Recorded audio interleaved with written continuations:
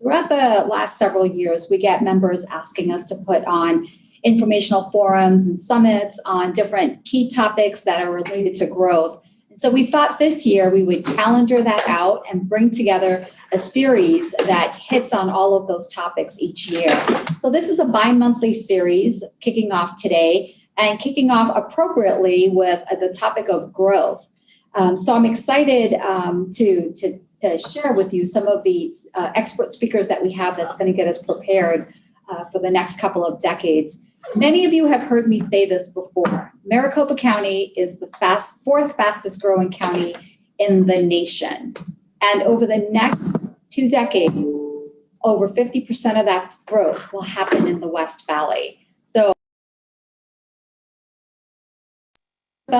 first is Association of Governments. Jenny Weaver, who is the manager of networking and business development at Verizon Wireless. Dave Roderique, one of my great friends, economic development director for the city of Buckeye. And Ron Klawitter, principal on water systems projects for SRP. Before I turn it over to our esteemed panel, I would like to thank our presenting sponsor for the series, SRP.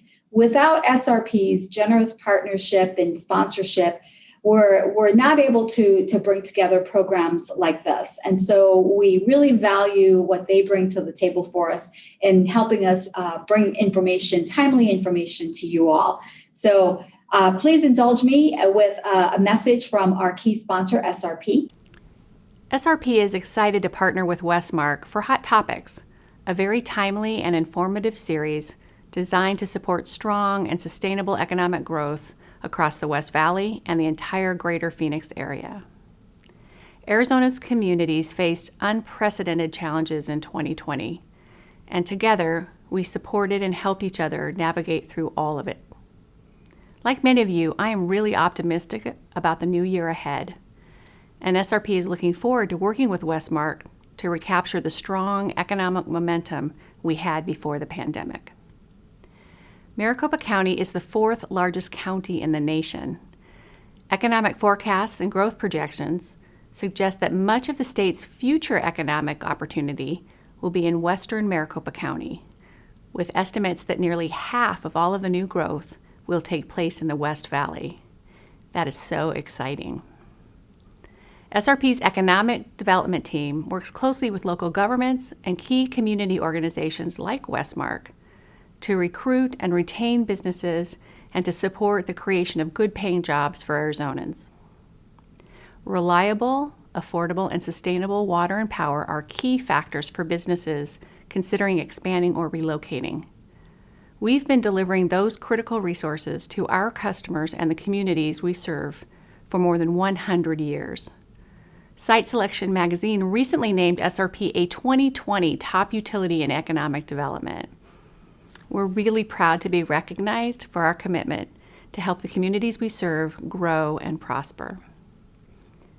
More than anything, a sustainable and resilient water supply is critical for continued growth and economic vitality, especially in the desert. According to a recent report from the Bureau of Reclamation, SRP's reservoirs and water systems are resilient and well-positioned to ensure a reliable supply of water well into the future. We understand when West Valley businesses and organizations succeed, the entire metro area thrives as well. Please remember that SRP is always here to help. Thank you for participating today and for all that you do for the community and for Arizona. Awesome. Again, thank you so much to our partners at SRP. So kicking things off today is Anubhav Bagley. He is our first speaker. And for those of you who do not yet know Anubhav and the amazing toolbox that he has, you are about to be blown away. He is the master, and I'm understating this. He is the master of data collection and analysis for the region. And as you know, at WESTMARC, we take these key data points related to the West Valley and our growth, and we amplify those messages throughout the year. And we always keep in touch with MAG. So Anubhav, I am turning it over to you. Thanks, Sintra. Thank you for the kind words. Let's see, but I'm really lucky that I have an amazing team and MAG that supports all the work that we're doing. So hopefully the technology gods are working now and you're able to see my screen shared. So I'm guessing that's good. So basically when Sintra and WESTMARC asked me to talk about demographic trends, ideally this is not the best time right before census results are coming out. We should have had some census 2020 results by now, but we haven't, and we're expecting them sometime in summers. But most of this data and what we thought about was start talking about demographic trends, growth, and what is the growth type that has been happening in our region and west of I-17. So all of the data I'd be presenting would be east and west of I-17 and for Maricopa County. So in the past 5 years, looking between 2014 and 2019, we grew by quite a bit. Maricopa County is now about 4.4 million people. Obviously, this is census estimate. This could change based on the full census itself. So don't hold me to this at this time, but let's see where we get to. What's very interesting is west of I-17, and the map is showing you the percent changes. The darker colors are the higher percent changes. Between 2014 and 19, west of I-17 added about 170,000 population. That is just about 90% of Tempe. So you added about a full Tempe population of Tempe in the west of I-17. The biggest changes that happened within this time, as you can see, now, first of all, west of I-17 is now just about 1.7 million people. Buckeye had the fastest growth at about 27%. But even in terms of the annual growth rate since 2010, Maricopa County has been growing at about 1.5%, which is phenomenal growth, being one of the fastest growth in the country. Buckeye grew at about 4 times that. Buckeye's growth rate, annual growth rate has been 5.25%. Goodyear's growth rate is about 3.4%. So that's a lot that's going on in terms of growth. Obviously, the population growth is much higher west of I-17 than east of I-17. Looking a little deeper in terms of what is the nature of the population that is growing or moving or migrating to our region, and I'll discuss a little bit more about that later in terms of natural growth and migration. But what's very interesting is, in general, we are a very young population. Our median age for Maricopa County is just about 36.4 years. It is lower than the US. US median age is about 38 years.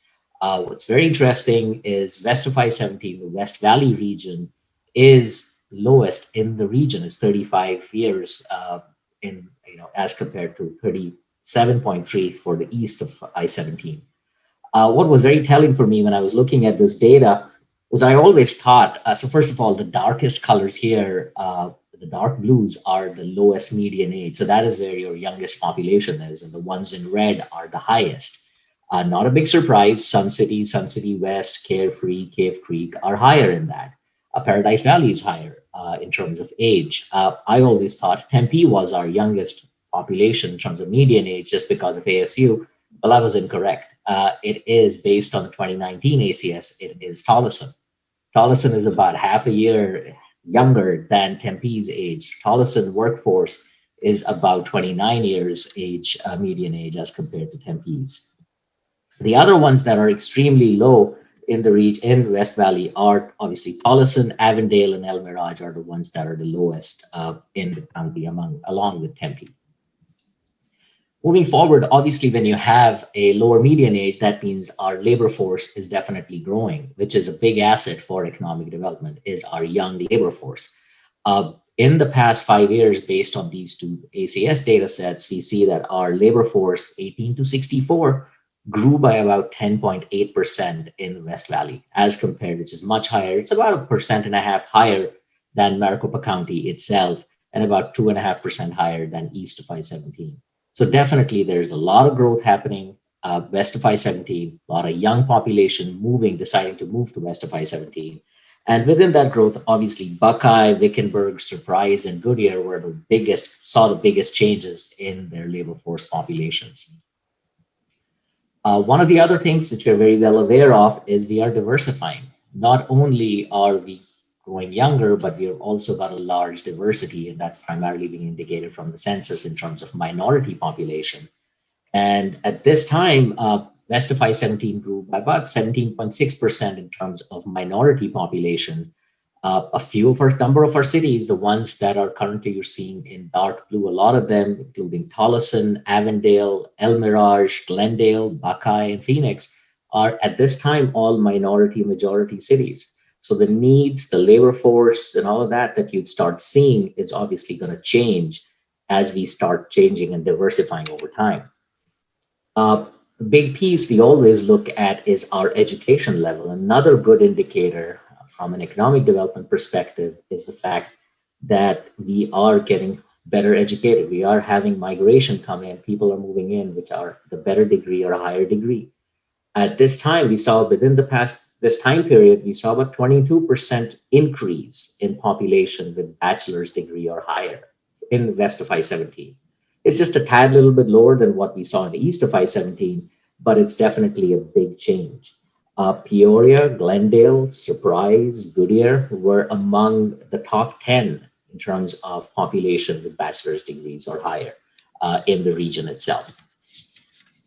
Another indicator, which is a positive indicator, is our median household income. Now, again, this is the median. This is not the high. It's basically we are seeing that we are growing. We are attracting more population, where the income is growing. Our median household income west of I-17 increased by about 11.4%.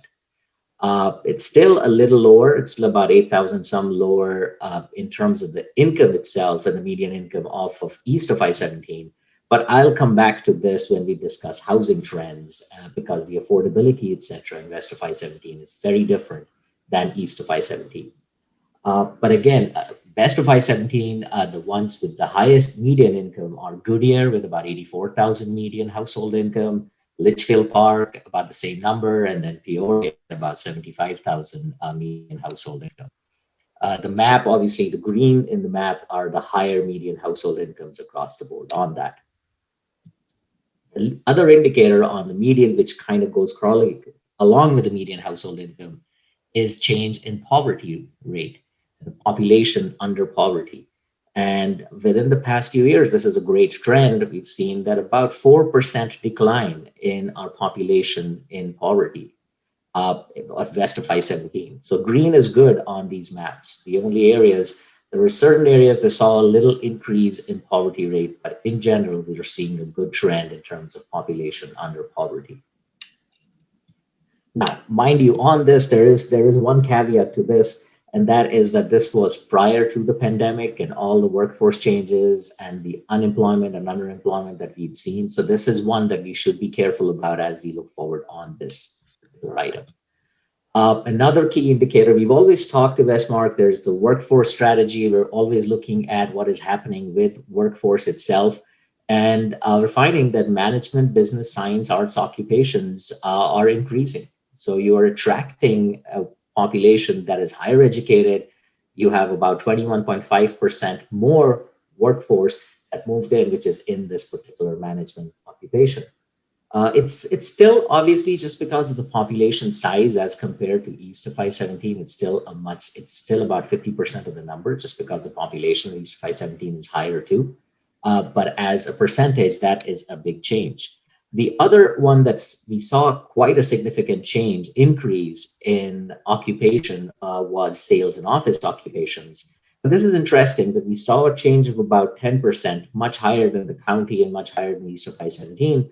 But as a percentage, it is slightly dropping over time. So you're not seeing, that also goes into the fact that household income is starting to increase with this piece.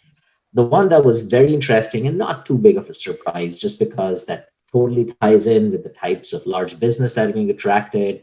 You're seeing a large increase in workforce related to production, transportation, and material moving occupations. So about 36.5% increase over the past years.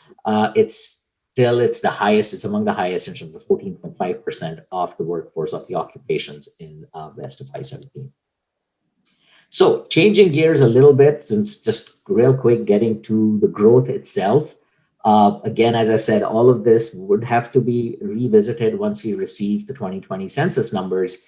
But what you see is the darker colors of the map. You're starting to see the darker, higher population concentrations, the hotspots of population itself. And West Valley is just under 1.7 million based on the 2019 data. And what you see is West Valley this time, is currently 2019, is about 39% of the total population for the region. We are projecting, this is the last stages of projections that were done in West Valley. By 2030, in the next 10 years, projected to grow by another close to about 400,000 people. So you still have a large influx of population. Now, one of the biggest things of the recent trends that we are seeing is birth rates are declining quite a bit. So generally, birth rates have declined to the place where our net natural population increase is kind of coming down to zero. So birth rates are declining, death rates are increasing just because we have an aging population. So your net change on that is zero. So primarily, most of this population increase is because of migration. People are deciding to move in. And we are collecting some data on this. And the next time I'm presenting, I'll bring in some more data on where people are moving from. Moving forward to the next piece of the puzzle, really, which is tied to population growth, is trends in the housing market and what's going on. And not a huge surprise, median housing price has been increasing quite a bit. And this is something that we've been discussing in MAG Regional Council and the impacts of this. So the dark blue line in this, on this chart, is the Phoenix metro area.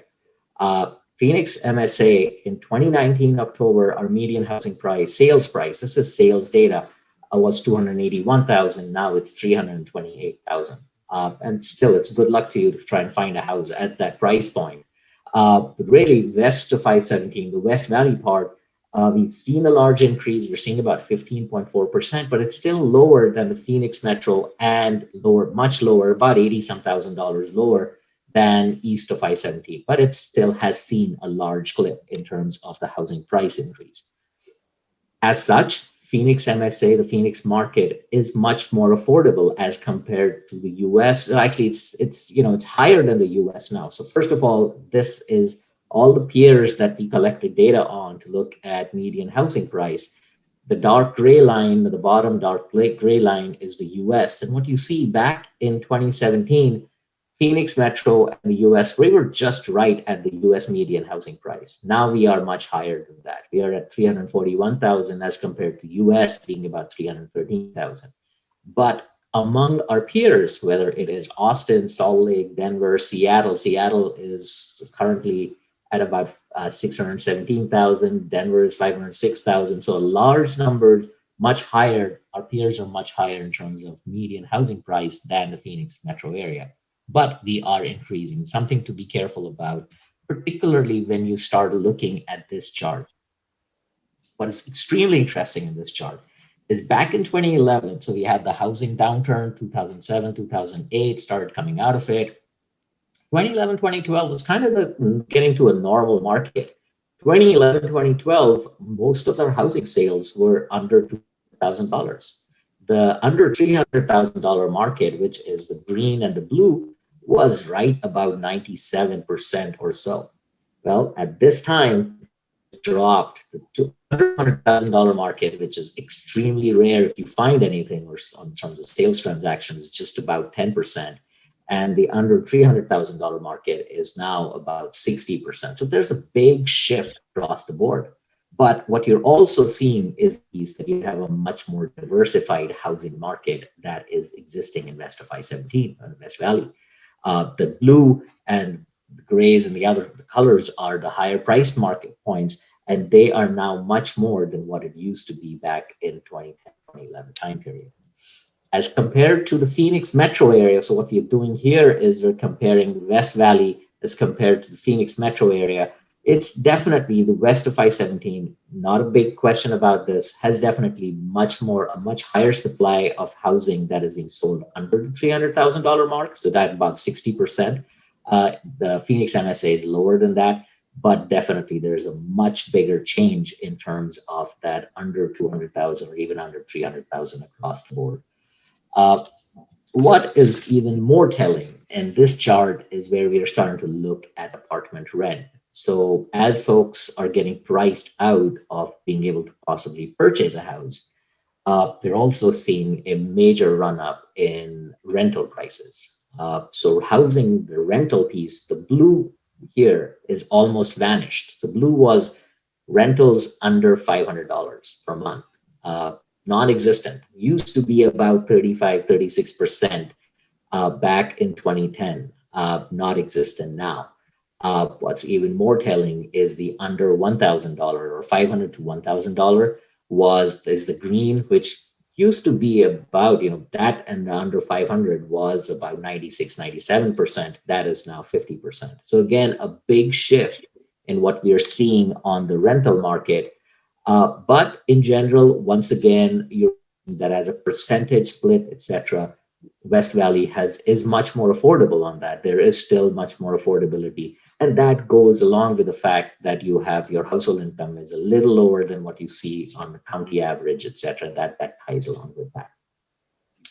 The final piece of the puzzle, really, and the other piece that we're seeing, and some of this is recent trends where you're seeing changes in rental rates are varying and are different now than they were prior to the COVID-19 pandemic.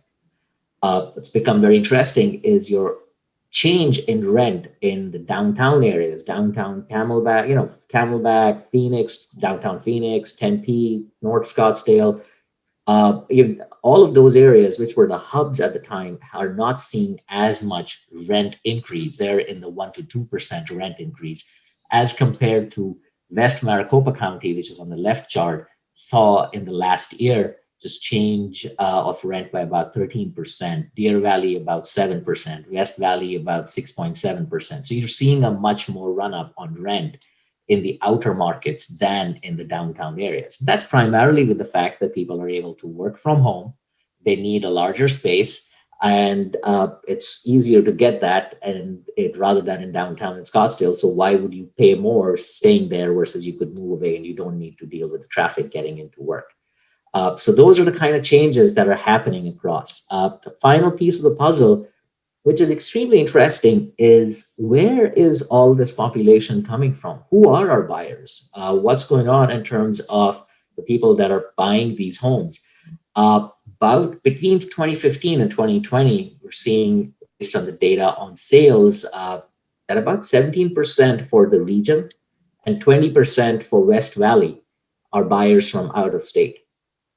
And what's also extremely interesting is this has generally been at about 15, 16%. So the number has increased some. But what's very interesting is, in general, the buyers from out of state are paying about 16% higher, about $52,000 higher in terms of the median price that they're paying. This map is basically showing you where are the buyers coming from. And not a huge surprise, San Francisco is number one. In the past years, we saw about 13,000 some buyers coming in from San Francisco area to the Phoenix metro area. Los Angeles number two, Chicago, Seattle, and Denver are after that. I was surprised about Denver. Denver was the one that I did not quite expect. Obviously, the California market and the West Coast market was definitely something I expected. Denver, seeing their run up was not, makes sense now when you look at this from that perspective. But again, one of the pieces of data that I don't have access to is looking at, this is where the buyers are coming from. We're now getting access to data on where are the people moving from. And in the next couple of months, we'll be releasing some of that analysis, and happy to come back and discuss that. So that's pretty much the presentation. Do want to put in a plug-in for all the tools, etc., that MAG has on their websites. We have a number of interactive mapping tools. Data.azmag.gov gives you an overview of all kinds of data sets, etc. We have commute shed data, labor force sheds, etc. available. happy to discuss those further at any other opportunity. Sintra, thank you so much for giving me an opportunity to talk about demographic trends. Absolutely, Anubhav. You always present incredible information, and I always learn something new every time you present. So this is actually a live meeting. It's not your typical webinar, so you guys can actually jump in and ask questions live. We do have a couple of minutes for questions, but one of the things I want to address is when I first joined WESTMARC 5 years ago, one of the issues that we had and really worked hard to message is the younger demographic that we have in the West Valley. We had the perception of being a retirement community. So it's interesting. And even back then, we knew that that was not the case. And so we messaged that quite a bit. But I love these numbers that our median age is 35. Tolleson and some of the other communities being even 29. And that were actually younger than the East Valley or other parts of the region. So that was even surprising to me today. I always knew we were younger, but I didn't know we were that much younger. So with that, anyone out there with some questions, please feel free to just jump on in.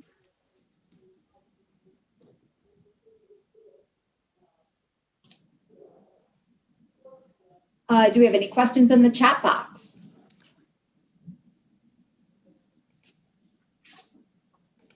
Okay. Another interesting thing too. I found it interesting, Anubhav, that Denver was one of the migration communities. You know, the typical community. The others that you mentioned are typical, and it makes sense because you know they've been tried and true, where folks have been moving over the last couple of decades and more. But Denver is an interesting market to me. So thank you, Anubhav, for the time today. Oh, I hear a question. Is there a question coming in? Nope. Okay.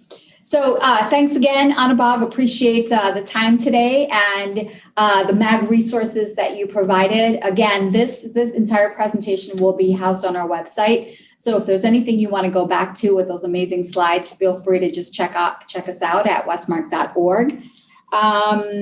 Let's see. So our next speaker up is very timely and connected to Anubhav's discussion is Dave Roderique with the city of Buckeye. Dave, you clearly have some big expectations on your shoulders with that type of growth. Buckeye being the fastest growing city in the state, and I'm pretty sure still the nation. There's a lot of infrastructure planning, a lot of job creation focus that needs to happen. Your community is now over 90,000 residents, but I'm hearing Anubhav say that there's a 5.5% growth rate for Buckeye. So there's a lot going on with you. So Dave, tell us what's going on in Buckeye. Well, thank you very much, Sintra. Appreciate it. It is a very exciting time. There is a huge amount of activity going on, a huge amount of growth. What I'm going to talk about today, I've got a couple quick slides just to give you a sense of what is happening specifically in Buckeye. And then I'm going to talk about some infrastructure issues as it relates to what's going on. So Marcus, do you have the presentation up? There you go. Yeah, if you can go in the next one, please. So just real quickly, Buckeye is the largest city in Arizona in terms of land area. Our metropolitan planning area is almost 640 square miles. We're larger than the city of Phoenix, so a huge amount of land that is available and a lot of land available for growth. And if we could pop back one. Wrong way. There we go. As was noted, Buckeye has been the second fastest growing city in the country over the past decade and is likely to be one of the fastest growing cities for years to come. We're today estimating about 94,000 people. We'll be topping 100,000 later this summer.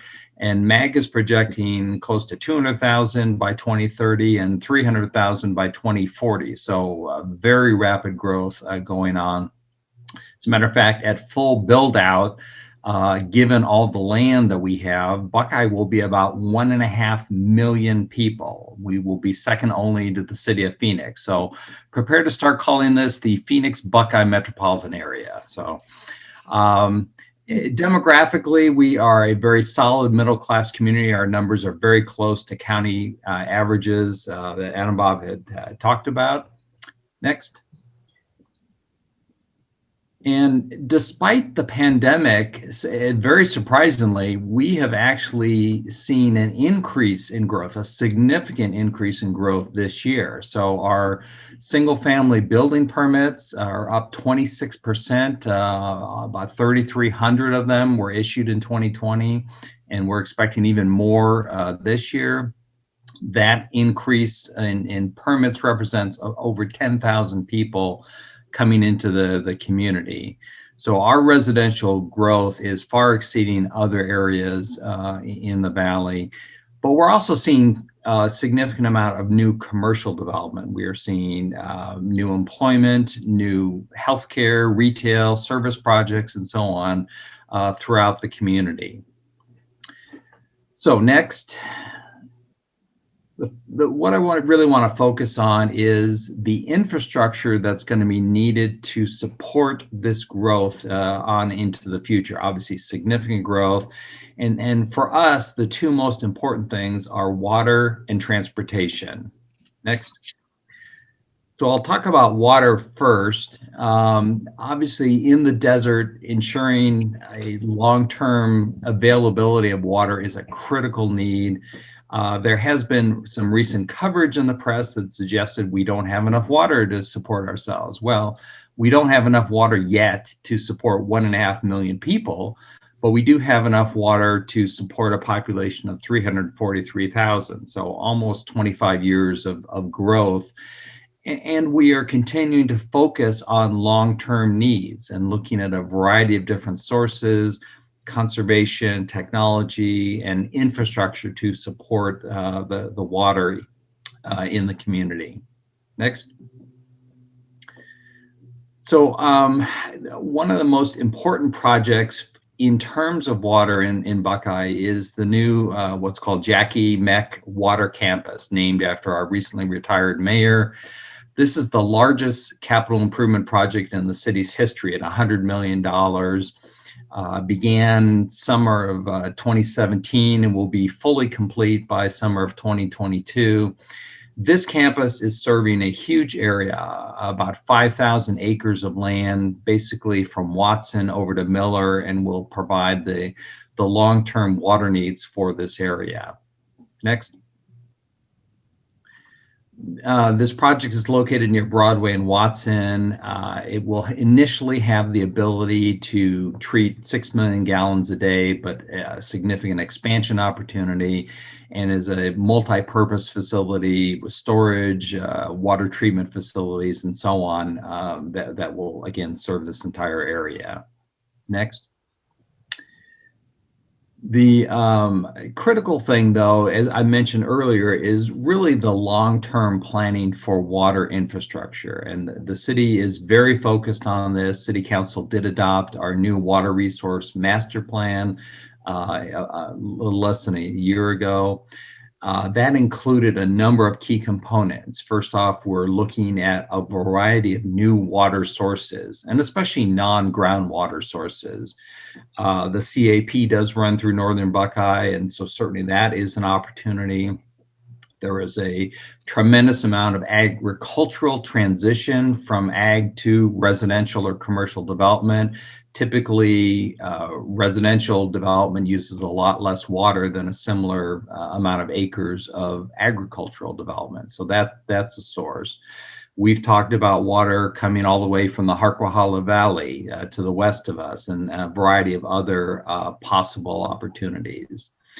We're looking at new technology as well. So, for example, near the Gila River, we have an area that we call our waterlogged area, where we actually have to pump water out of the ground to prevent it from subsiding. That water, though, is pretty lousy in quality, and so we're looking at things like advanced RO treatment for that water to make it potable and usable for the community. We're focused on conservation. Over the past couple decades, we've reduced demand per capita by about 15%, and we're continuing to drop every year in terms of that. xeriscaping, use of technology, use of reclamation, and so on is very important. And then finally, obviously, constructing and maintaining the new infrastructure, such as the Mech water campus. But that's just the first of several. The Farallon campus is now in design stages. That'll be our next one, another $100 million project. So we are very seriously focused on water, and that's a critical piece of what we will need to support ourselves in the future. Next. The other piece I want to mention is transportation. And so this is the second very critical component of our long-term growth plans. The city is investing very heavily in streets and transit and bike paths and so on. One of the most critical needs today, though, is Interstate 10, which bisects our community and which is still a rural standard freeway. So we are about to see a very significant project about to start by ADOT that will be starting here in the next couple of months. Next. So ADOT will be widening and improving the freeway from Verrado Way to the east all the way over to State Route 85 on the west. This will include widening the freeway, rebuilding new interchanges, and a variety of other things. The interchanges at Watson and Miller Road are particularly important to the city. Those are two of our critical entry points into Buckeye. And both of those are being designed as a new type of interchange called Diverging Diamonds.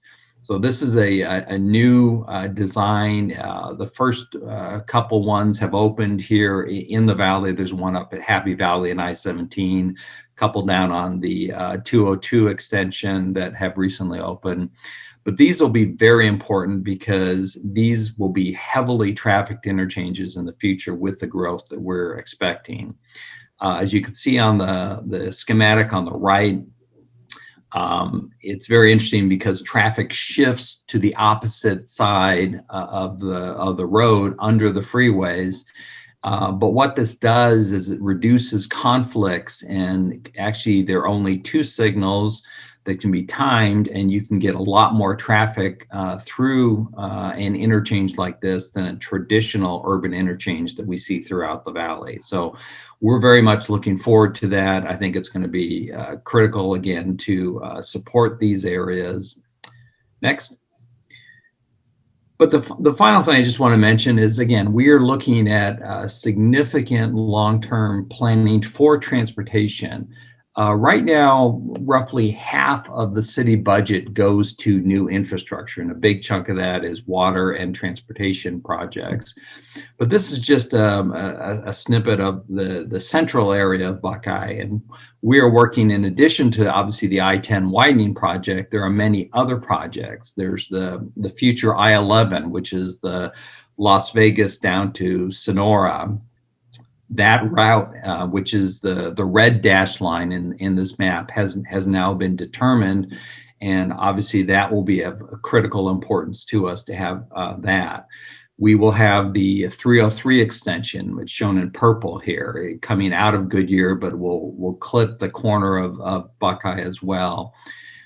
There will be the SR30, which is the route parallel to I-10, but south, that will provide a reliever to I-10. And then the ultimate widening of SR85 into a full-blown freeway going down to Gila Bend, very important to us. But in addition to the freeways, obviously there are city streets that we are widening.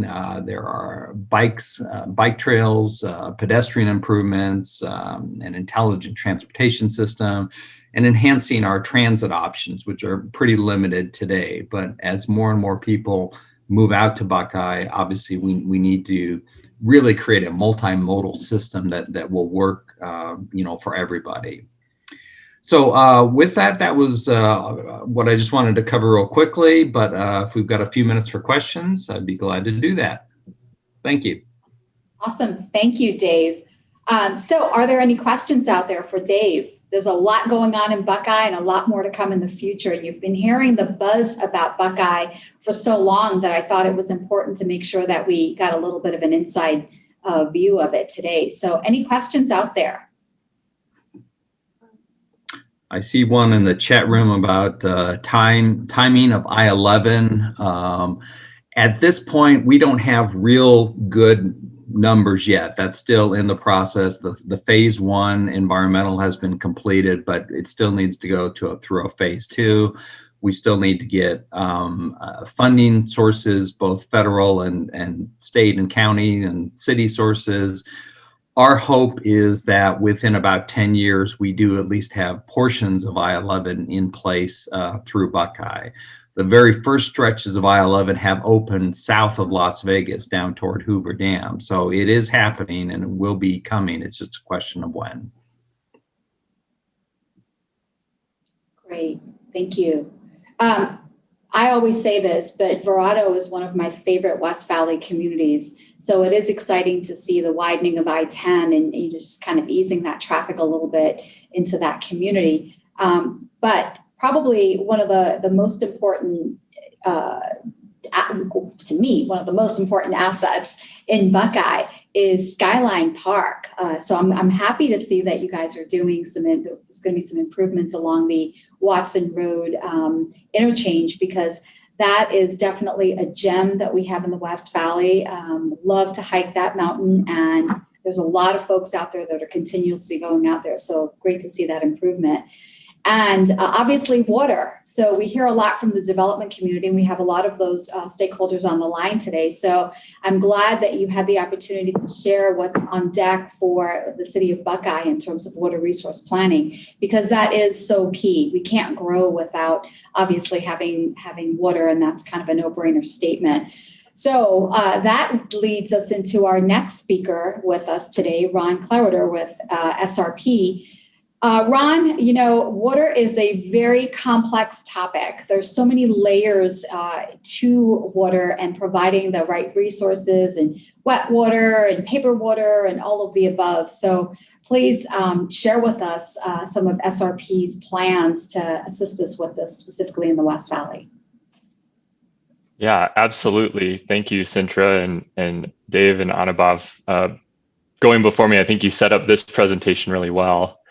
I can share my screen, and I have some slides which I think will actually complement kind of going forward. I like to think of this presentation as 100 years of Valley history in about 4 minutes, and then about 6 minutes on the next 100 years of the Valley. So really thinking from the perspective that water is the basis for all development. And I think Dave hit on a lot of that well. So I think we're all well primed for this.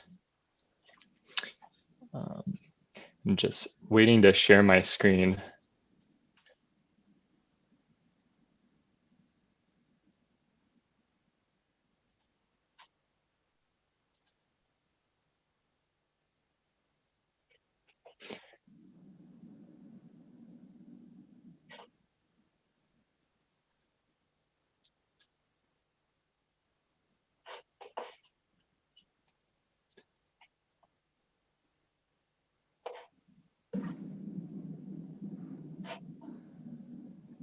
All right, I'm getting access. As we all know, cybersecurity is very important, so glad to see that we're keeping it tight in these Zoom meetings. So again, thank you for letting me talk with you today. I'm really just going to give a background to start on SRP's system, just so you kind of have the baseline for SRP's water storage and delivery system, and also some of the interconnections we have to other water systems, both raw water like SRP system, as well as municipal deliveries at the end. And then I have 3 projects that SRP is currently working on with many, many partners, some of those even in the room today, about what we're doing to set up SRP's system and really Central Arizona's water system for the future, especially as we're looking at things like climate change impacts, where the projections for Central Arizona aren't that much different, but maybe a little more extreme than today. We expect to see hotter, drier weather, but still have these big wet wet seasons like we do, like we saw this week where we have big storms that roll through. And so water infrastructure to capture and deliver that water when it comes is a critical component of being able to live in the desert. And that's really the basis for how SRP was founded. Back in the late 1800s, settlers started to live in the Salt River Valley. They enjoyed the weather, they enjoyed the fertile soils and the ability to grow vegetables and fruits year round. But the big challenge was, how do we really manage this river system, which during some years is nothing but a trickle through the desert, and other years is a torrent of flood coming through the city. And that's exactly what I'm here to talk about with you today, and how we would plan to manage that going forward, building on more than 100 years of success. I like to start with what we call our green infrastructure. This is the watersheds or the land mass that collect the water, deliver it through river systems into our physical infrastructure. And I'll talk more about physical infrastructure in a second. But the water supplies that SRP delivers are unique in that they're totally originated within the boundaries of the state of Arizona. And I won't be talking too much Colorado River today, but that's something that if you're familiar with the politics and the legal constructs there, it gets very messy when you have 7 states and 2 countries all drawing from the same basin. So that's something that's very unique to the SRP supplies and very unique to the Phoenix area. And part of the reason you can sort of easily answer, well, how the heck do people live in this dry, hot place? Well, we have 2, and actually more than just 2 major river systems that come through the Phoenix area that really help build a robust water supply portfolio. Of these 2 watersheds, you can see the Verde watershed heads north and west from the Phoenix area down here, up past Flagstaff and Williams, basically to the rim of the Grand Canyon.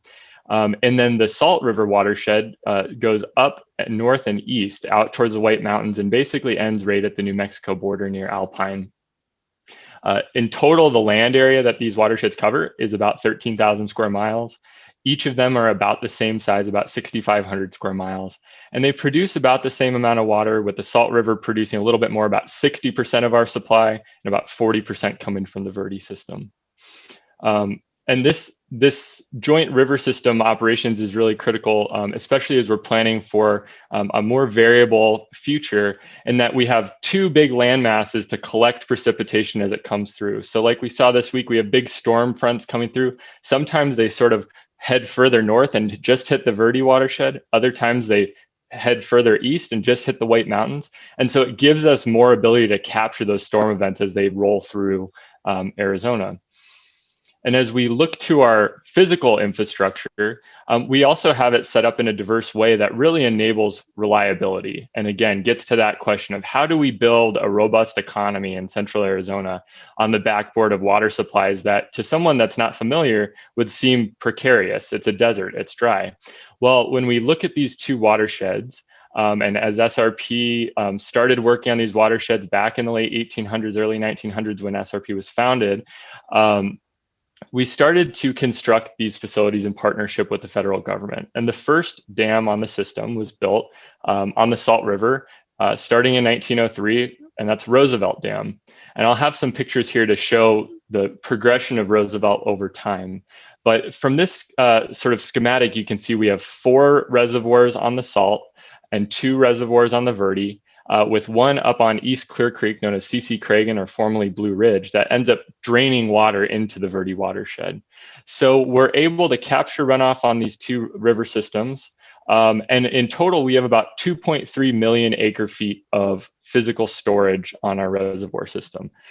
And an acre foot of water is about a football field a foot deep. So it's a lot of water. It's about enough water to serve 3 families for an entire year. So we're talking about a lot of water in these reservoirs. SRP delivers about 725,000 acre feet a year to our shareholders, to the Valley cities and the end users within those cities. And so that means we have about 3 times the amount of storage in our system than we use annually. So this gives us a great ability to capture those big wet runoff events when they happen, and store that water and carry it over to drier times. And whether it's last year, where we completely filled our reservoir system in the first 3 months of the year and then got almost 0 rain for the rest of the year, or it's a normal wet year throughout the year and we have several years of dry to follow, this is really an important tool that we have. So we call this carryover storage. One thing I'll point out here, and this will lead into one of the projects I'll be talking about, is though we see about the same runoff on the two river systems, the storage capacity on the two systems are very much different. So we have about 270,000 acre feet of storage on the Verde, and we have nearly 10 times that on the Salt. We have 2 million acre feet of storage capacity on the Salt.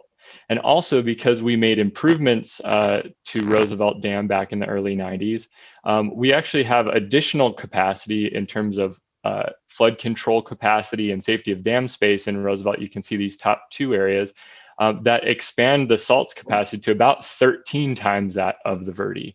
So when we look at our system, the Salt is sort of like the Corvette of the system. It's able to ramp up and ramp down. It has a lot of power, and we kind of look at the Verde like maybe the 1950s vintage pickup. You know, it's reliable, it's important, we really love it, but it's not quite as set up to handle the changing conditions on the road ahead. So as we zoom out a little bit from just the reservoir system, because capturing water is important, we also have to think about how we deliver the water. And especially when we look at a metropolitan area the size of the Phoenix metro area, as shown here, and sorry to Buckeye, you're a little bit cut off, but I think we'll blame that on just your physical size. You can see sort of the east side of Buckeye here. It's important to have efficient infrastructure that can move the water to where it needs to be.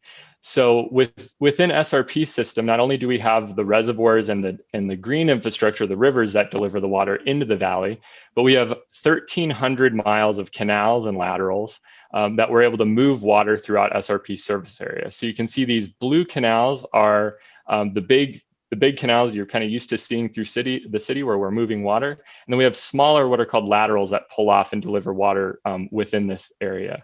SRP's water service area is about 325,000 or 325 square miles.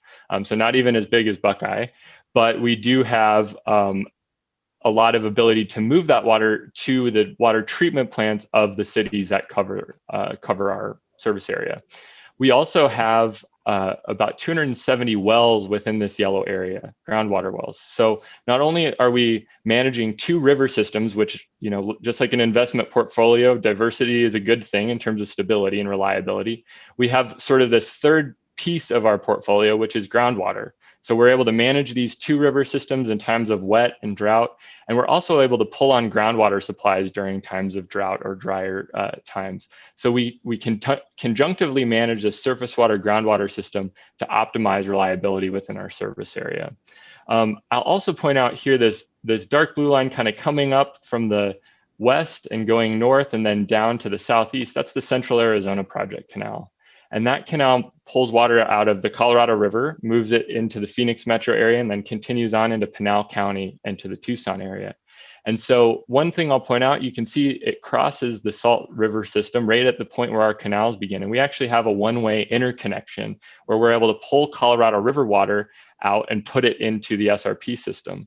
So not only does that interconnection create some flexibility to be able to move water from different cities that have Colorado River water to different locations within our area, but it's also enabled groundwater recharge of Colorado River supplies. So we're able to move that water from the Colorado River into Central Arizona, into SRP's system to different locations where that water can be recharged or banked underground for later recovery.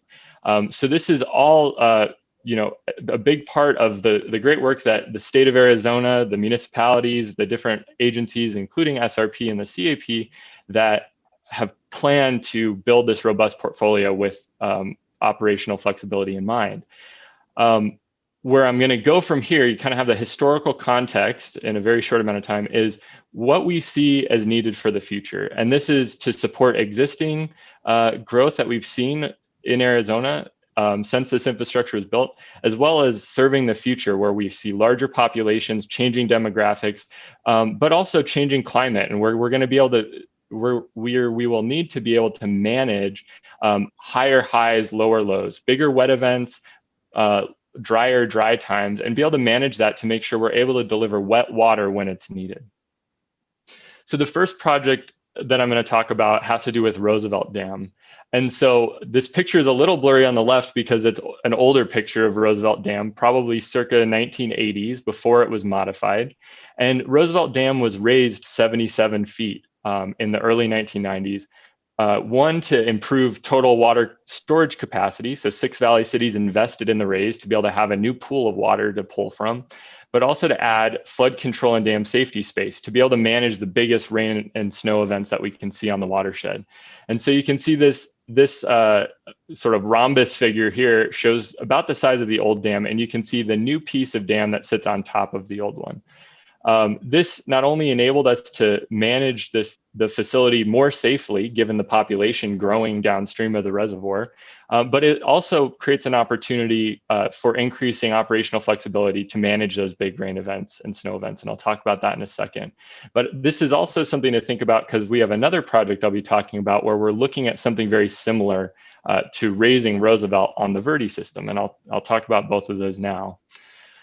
So Roosevelt is the largest reservoir on the salt system. Many of you have probably been there, recreated, boated, camped, but it's sort of the gas pedal and the major brake on the system. That's where the majority of our storage is located.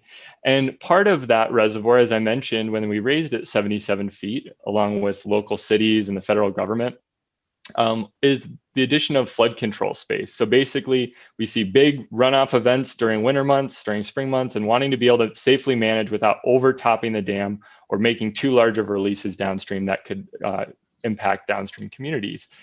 Right now, the flood control space has to be cleared within 20 days, which means it's not really a storage space. It's really operational to slow the water down before it really floods downstream.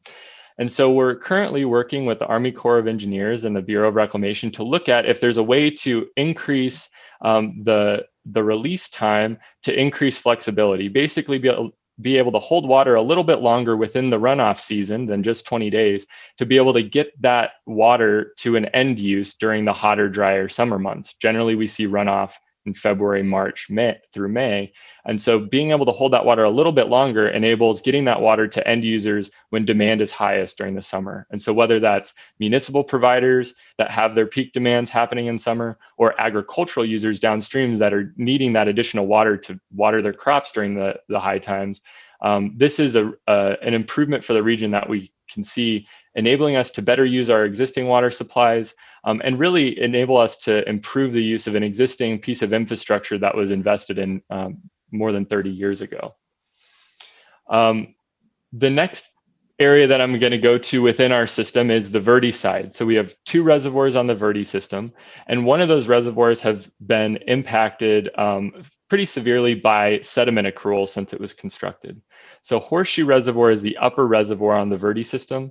We've seen about 1/3 of the reservoir capacity lost to natural sedimentation. So if you've ever been on the Verde River or you're familiar with it, you might have heard it called the Dirty Verde. And it's not because it's polluted, it's not because people don't like it, it's because it's a muddy river. And so what we've seen on the Verde River is that Horseshoe is the first place where this sort of fast-moving western river runs through valleys and canyons, and it slows down in this big, wide, shallow reservoir. And so the sediment that's picked up along the way has an opportunity to settle out, and we've lost about 1/3 of the capacity. And so as we're looking to the future, and as I mentioned before, that storage capacity, that carryover capacity is critical to managing those high wet events, those long dry times. So we want to be able to make sure that we have sufficient capacity to manage those things. And so as we're looking to the future, we've started working with the Bureau of Reclamation and a number of different stakeholders. I think the running total is somewhere around 200 now, to look at opportunities to solve this problem. How do we restore capacity lost on the Verde River system? And SRP's looked at a number of different opportunities, and we're continuing to do so with reclamation of stakeholders. But the one that makes a lot of sense to SRP, and the one that has a lot of opportunity apparent for economic development, is modifying Bartlett Dam. And so Bartlett Dam is the lower dam on the Verde system. So you can see Horseshoe up here at the top. Bartlett now exists as the blue area down below. And what we've looked at is really an economical solution that would restore lost capacity for SRP shareholders, but creates an opportunity similar to what was done at Roosevelt to capture current flood flows that are being spilled and foregone for use downstream. And so what we've looked at, and we're going to be working through with the Bureau of Reclamation and stakeholders through what is called an appraisal process over the next 6 to 10 months, is raising Bartlett Dam by 97 feet and 62 feet. So a smaller option and a larger option. You can see the yellow shows the reservoir inundation area for that 97-foot raise.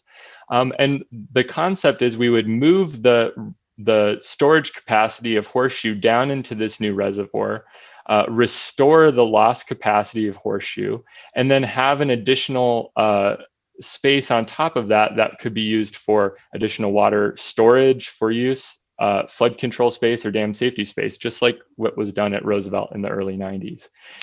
So as we look at these two options, it creates an opportunity to capture floodwaters that are currently lost.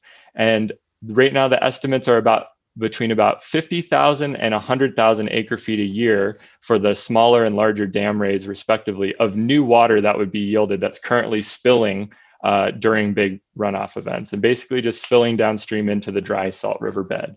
And so this really looks like a great opportunity to solve a specific problem to SRP while creating opportunities for municipal users, ag users downstream to put water to use that's currently being foregone. The last project I'm going to talk about, and this is probably the simplest kind of no-brainer infrastructure project to really increase the local operational flexibility of the system. And so I'm highlighting that crossover point between the CAP and the SRP system. As I mentioned, there's currently a pipe that allows taking water out of the CAP and putting it into the SRP system, but we don't have a two-way exchange. We're not able to physically put water from our system into the CAP. And so we're currently working with CAP in partnership to evaluate whether it makes sense to install a pipe going the other way. So the first interconnection is called the CAP SRP Interconnection Facility. And what we're looking at is SRP CAP Interconnection Facility. So the existing facility, you can see the CAP canal is here. The south canal of SRP runs here coming out of Granite Reef Diversion Dam at the Salt River. And you can see this little canal here takes water out of the CAP through a small pipe or a short pipe and drops it into the south canal. Well, what we're looking at with CAP in partnership is pulling water out of the SRP system and pumping it up that short hill to put it into the CAP canal. And I'll go back to this slide just because I think it really helps paint the picture of these three projects in tandem. So we have a project at Roosevelt where we're looking to increase flexibility to be able to capture and put to use more water. We have a project on the Verde looking to not only preserve our existing capacity, but create new capacity that can benefit water users throughout Central Arizona, even outside of SRP's water service area. And then we have this small pipeline project, literally hundreds of yards long, not even miles, that would connect these facilities and really enhance the ability to move that water where it needs to be. And so with that SRP CAP interconnection, we would be able to move the water from those two projects to different locations outside of SRP's service area that are connected by the CAP. But also we'd be able to move current water from Roosevelt that was added back in the 90s, as well as effectuate recovery of that water banked underground that I talked about before. The state and many municipal providers have been banking water underground in the aquifer for recovery during a future drought. And so having this interconnection really enhances the flexibility to move that water, because a lot of that water supply has been stored at SRP groundwater savings facilities and underground storage projects.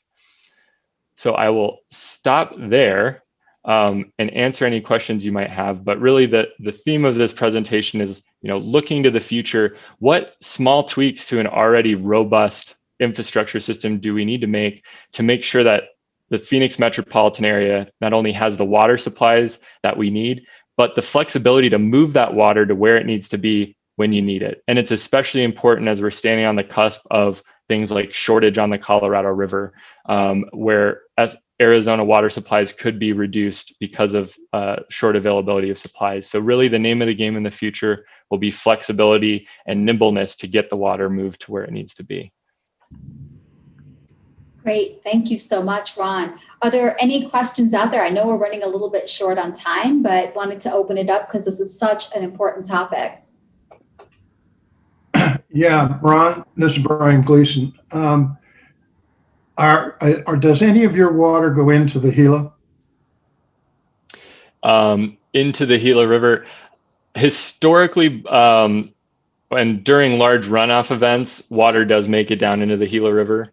I think there's a short portion of sort of what we call tailwater that ends up being delivered to like Buckeye Water Conservation and Drainage District through the Buckeye feeder, and some of that ends up in the Gila River as well. Okay. Yeah. Anything else?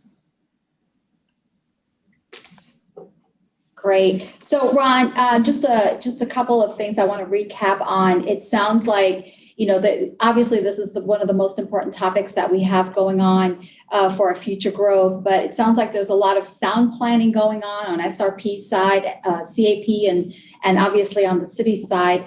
You use the word robust. It's great to see that we have a robust system.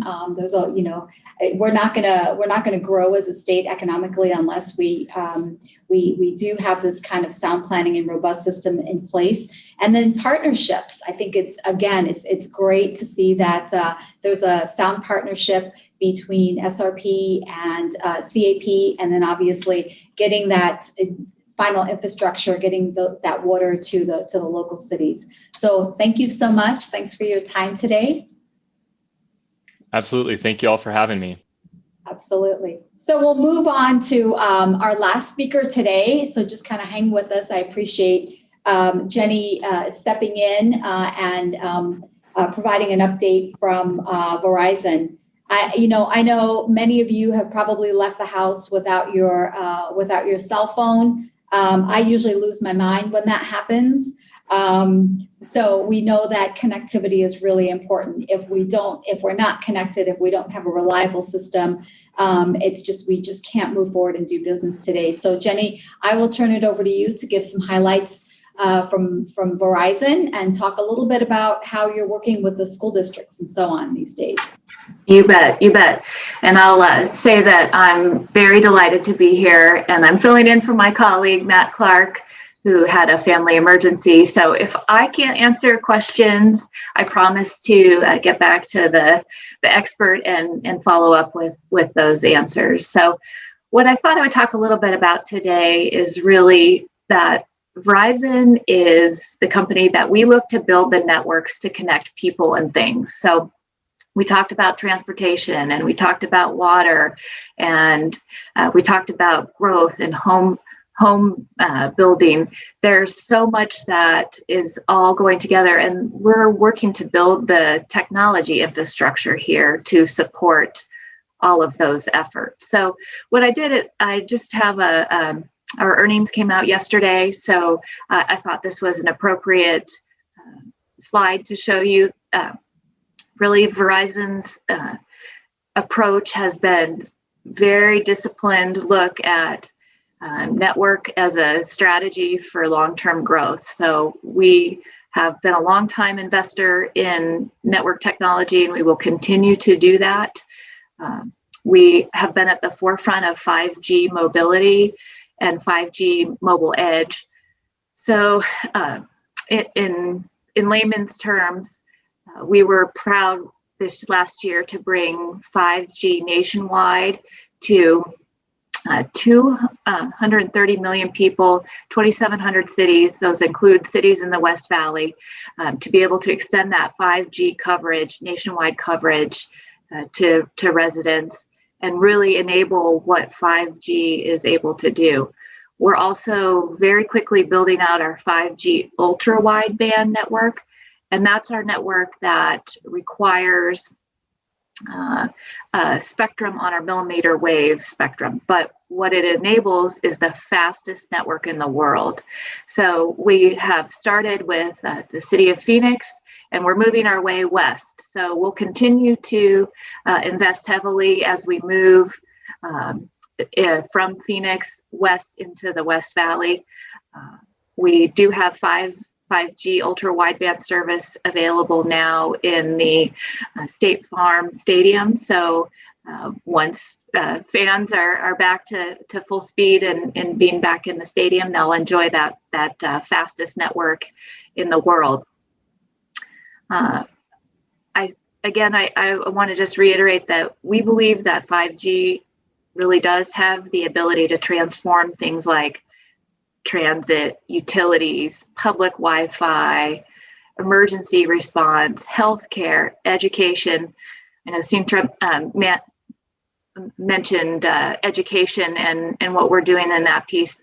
I'm proud to work for a company that said that during the pandemic, we've been very focused on providing, being a good corporate citizen and providing services to not only supporting small businesses with solutions to provide really critical services, but also supporting public sector, and then providing affordable connectivity to the statistic that came out from our earnings yesterday was 75% of the nation's K through 12 students. So really proud that we've been able to do that. I know that is something that we will continue to do to help bridge that digital divide, and education is at the forefront of our minds too, as we're looking to really build the workforce of the future.